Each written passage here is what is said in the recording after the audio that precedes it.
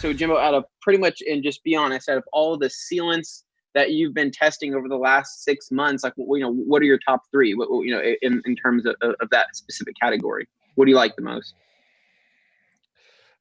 I think it comes down to, that's really hard. That's a really hard question. Well, there's been a ton, man. And it comes down to I don't think you can have like one list of three, because there's so many factors that come into it, right? So if you want, like, some people like a liquid over a spray, right? Yeah. So though I don't think that the M27 is good on durability, I think it's easy to use. And so if you want that kind of like wax on, wax off, or use a machine and apply a sealant, fine, apply it and then maintain it with some sort of spray.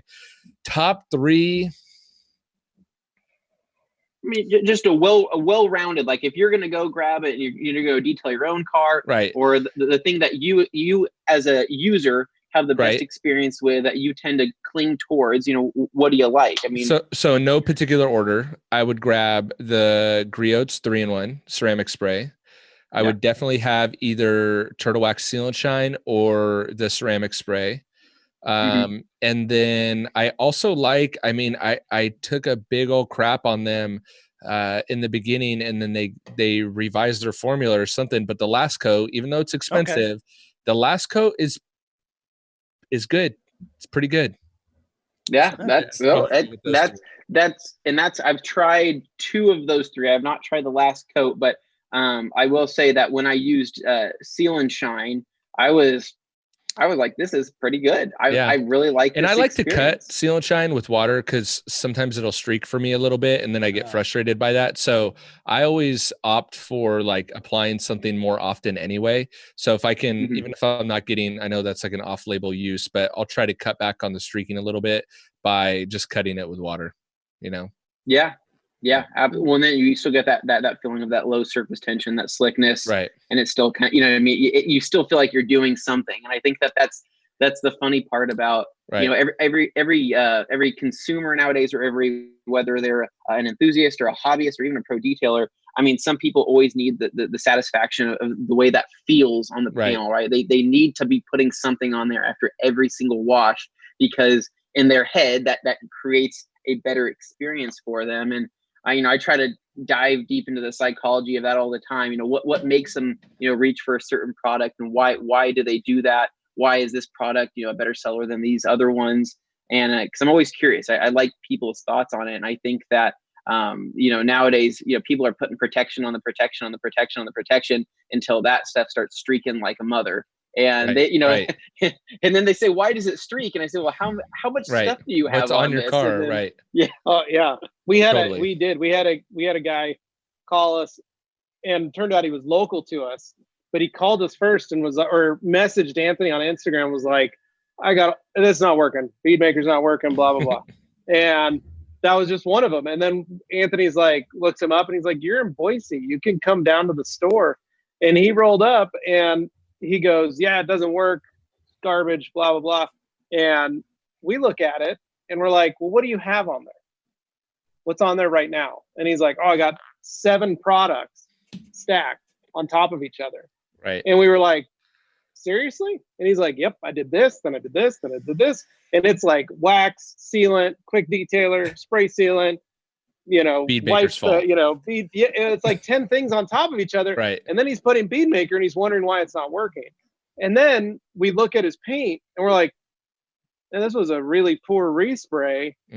Have you clayed this? Have you polished it? He's like, nope, I haven't done any of that. Bought the car, put all this stuff on top. It's like, so Anthony and I got out there, alcoholed the whole thing down, pulled out a polisher, just did a quick pass with it, polished it all down, and then just sprayed alcohol again, and then put a little bead maker on it. And he's like, wow, that didn't streak at all. It's like, well, it doesn't matter if it's bead maker or if it's the last coat or it's, any of the new turtle, like, it doesn't matter what the product is. If you're trying to stack it on top of 7 other companies, it's gonna not have, it's not gonna play nice. And what towel did you use? Was that towel new or old or fresh? Right. Yeah. Or what's in the towel? Exactly. You know, that's one thing that Ian's really kind of shed light on for me is that some of these sealants and stuff can build up in the fibers of the towels, and then either your detergent isn't releasing all those, or just some is staying on there, and then you think you think you have a clean, fresh towel, and you don't.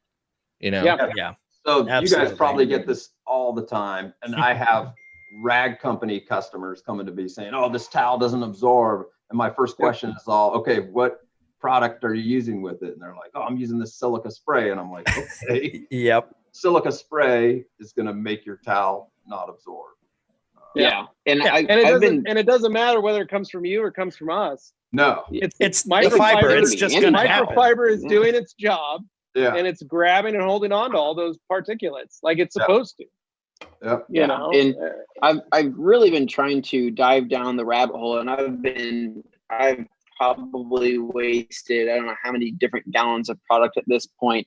I'm trying to figure out different pre-soaks and things like that to actually completely break down the sealant or whatever is inside the towel without necessarily stripping the towel completely of its color, or you know what I mean? Because people have such a high standard of what they want, right? And before they realize they need to buy a new towel, that they want to revive these towels that they have used a silica spray sealant or they've used whatever it is, and then they've let it dry out on a shelf. Let it and then next you know that towel is completely sealed. So I've been playing with a lot of different things to say, okay, this is a way to zap this out without doing the color, without doing this. I've been again going through I don't know how many different chemicals, trying to do pre-soaks and all this stuff, and that's another thing I've been doing here in a lot of this downtime. Yeah, so I've done some pretty thorough testing on this. Like I've used different silica sprays, and then like I've gotten the towels all saturated the same, and then let them soak in just water, or just water and detergent, or water and a vinegar solution. You know, so that I'm like applying different pH balances to them, and I couldn't find a difference in terms of how it stopped the chemical reaction or whatever.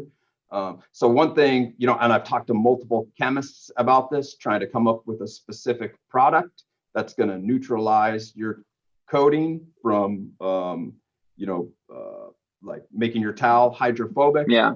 A lot of the multiple chemists have come back and said, look, it doesn't make sense to throw your towel. So, and here's the feedback that I get from a lot of people is that they will throw their coating towels into a bucket of water, or a bucket of water, like APC or something, APC or whatever, and they get multiple uses out of the towels, right? And I can kind of confirm that, right? So when you go back and test the absorbency, the towels don't absorb as much. But when a chemist looks at it, they say, wait a second, water actually accelerates the curing process with ceramic coatings and with silica. In some cases, yeah, absolutely, yeah. Yeah, and so when you go back and think about it logically, what actually might be happening when you're throwing the towel into a bucket of water is, the fibers are all filling up with the water, and it's pushing out the chemical out from the fibers. And then it's also making the chemical reaction happen faster, so that the curing isn't happening inside the towel, right? It's happening in the water. So that's the explanation that I can come up with, is that it's actually, the fibers, rather than the chemical drying into the fibers and making it hydrophobic, the fibers are filling up with the water and pushing the chemical out. And then the chemical reaction is actually happening faster. So it doesn't happen inside the towel. Well, thank you so much for listening. Thank you so much for watching. And make sure you are subscribed to the Rag Company Podcast YouTube channel. So, at any rate, that's us. And we'll see you later. Adios.